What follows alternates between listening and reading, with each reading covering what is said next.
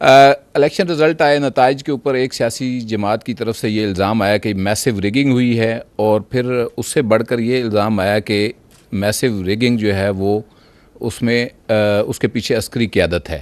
تو اس میں ظاہری بات ہے عسکری قیادت کے اجلاس بھی ہوئے. فوج کا جو موقف ہے، فوجی قیادت کا، وہ کیا ہے اس الزام کے جواب میں؟ دیکھیں، جنرل الیکشن 2024 8 فروری میں جو آرمی کا جو رول تھا، that was only as per the mandate given by the election commission of Pakistan, اور وہ تھا ایک سیکیور انوائرمنٹ پرووائڈ کرنا. اور یہ جو سیکیور انوائرمنٹ تھی، یہ فوج نے پرووائڈ کرنی تھی باقی قانون نافذ کرنے والے اداروں کے ساتھ مل کے. اور آرمی نے وہ سیکیور انوائرمنٹ اور باقی قانون نافذ کرنے والے اداروں نے وہ پرووائڈ کی. باوجود جو خطرات تھے، باوجود جو چیلنجز تھے، آپ نے ابھی بڑی تفصیل سے دیکھا کہ کس طرح پاکستان میں دہشت گردی کے واقعات جو ہو رہے ہیں اور جو اس کے خلاف جنگ لڑی جا رہی ہے ہر روز، کس طرح 100 سے زیادہ انٹیلیجنس بیسڈ آپریشنز قانون نافذ کرنے والے ادارے فوج کی لیڈ میں انجام دیتے ہیں. تو آرمی نے اس سیکیور انوائرمنٹ کی طرف ہمارا مینڈیٹ تھا، اس سے زیادہ ہمارا اس سیاسی عمل میں کوئی دخل نہیں تھا. افسوس کی بات یہ ہے کہ وہ یہ لارجر جو سوشل میڈیا پروپیگنڈا کی بات ہوئی، اس میں ایک تواتر سے چونکہ ایک زہریلا بیانیہ بنایا جاتا ہے، جھوٹ بولا جاتا ہے، اسی تواتر میں الیکشنز میں فوج کی سیاسی مداخلت کے بغیر ثبوت کے جھوٹے بیانیے کو آگے بڑھایا گیا، اس کو مذموم سیاسی مقاصد کے لیے، اور کچھ میڈیا کے اور سوشل میڈیا کے عناصر نے بھی اس کو چلایا. ہمارا ان سے صرف ایک ہی سوال ہے، جو میں نے کہا کہ we don't work in the form of allegations and counter allegation.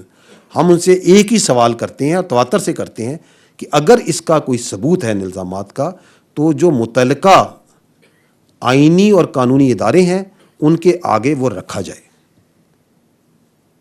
کیونکہ یہ جو اس طرح کی بات چیت ہے، یہ جو آپ پرٹیکولرلی بات چیت کر رہے ہیں، اس کی اپرچونٹی کاسٹ یہ پوری قوم دے رہی ہے، ہم سب دے رہے ہیں.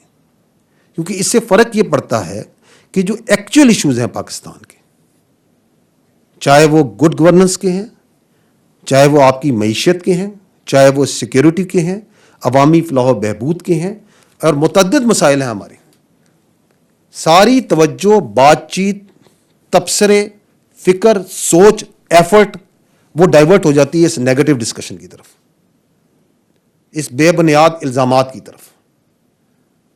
تو میں یہی عرض کروں گا کہ پاکستان کی جمہوریت کو کسی چیز سے خطرہ نہیں ہے، اگر خطرہ ہے تو صرف ان غیر جمہوری رویوں سے.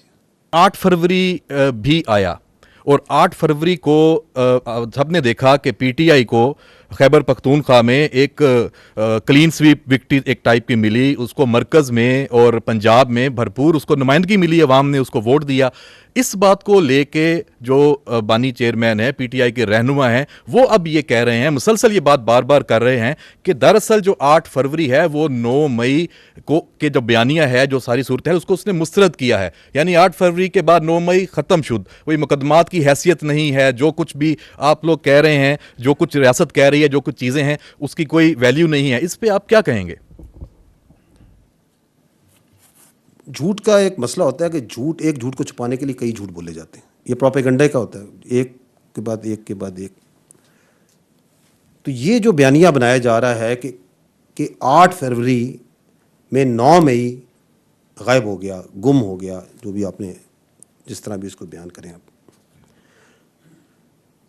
لیٹس سی دی فیکٹس، کیونکہ میں نے آپ کو ابھی اس پچھلے سوال میں عرض کی کہ ہمارے جو طاقت ہے، جو سچائی ہے، وہ سچائی اور فیکٹس ہے.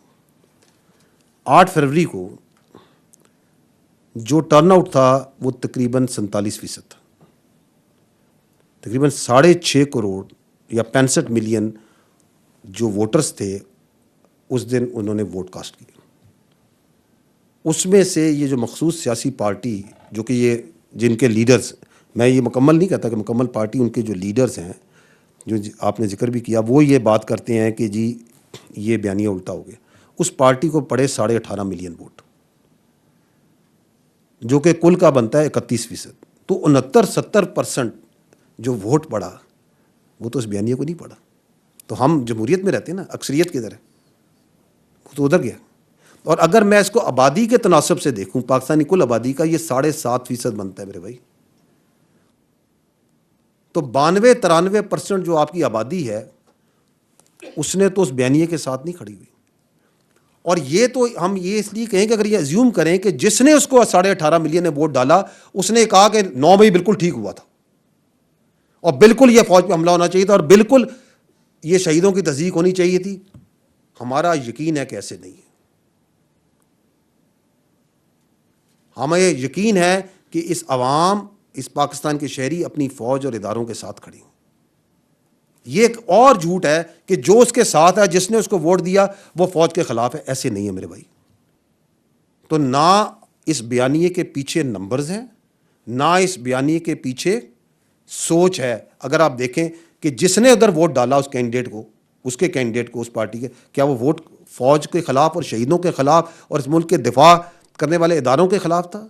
کیا وہ ووٹ 9 مئی کے جلاؤ گھیراؤ کے حق میں تھا؟ Absolutely not. اور اگر آپ انڈیپینڈنٹ سرویز دیکھ لیں, کرتے رہتے ہیں لوگ, اور اس میں پوچھا جاتا ہے کہ جی پاکستان میں سب سے بااعتماد ادارہ کون سا ہے, کس ادارے پہ سب سے زیادہ اعتماد ہے, کوئی سروے اٹھا کے دیکھ لیں تو نمبر 1 ادارہ کیا ہوتا ہے؟ پاک فوج.